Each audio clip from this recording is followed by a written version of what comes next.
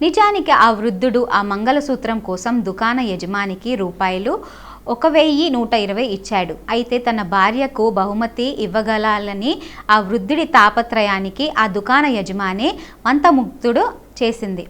దీంతో ఆ యజమాని కేవలం 20 రూపాయలకే ఆభరణాన్ని ఆ దంపతులకు ఇచ్చేశాడు. కాగా ఆ వృద్ధ దంపతులు పేర్లు నివృత్తి షెండే, శాంతాబాయిలు. ఆ జంట జలాని జిల్లా అంబోరా జహగీర్ గ్రామంలో వ్యవసాయ కుటుంబానికి చెందినవారు. అక్కడ స్థానికులు సమాచారం ప్రకారం ఇద్దరు ప్రస్తుతం ఆషాఢ ఏకాదశి వేడుక కోసం కాలినడకన పండరిపూర్కు తీర్థయాత్ర చేస్తున్నారట. అలాగే ఆ దంపతులకు ఒక కొడుకు కూడా ఉన్నాడట. అయితే ఆ వృద్ధ దంపతులు అతడిపై ఆధారపడకుండా జీవిస్తానని తరచుగా తీర్థయాత్రలు చేసుకుంటారని చెబుతున్నారు గ్రామస్తులు. నెటిజన్లు సైతం వారి మధ్య ఉన్న అనురాగానికి ఫిదా అవుతున్నారు. మలిసంధ్యలో కూడా ఎంత అనూన్యంగా ఉంటున్నారని పోస్టులు పెడుతున్నారు.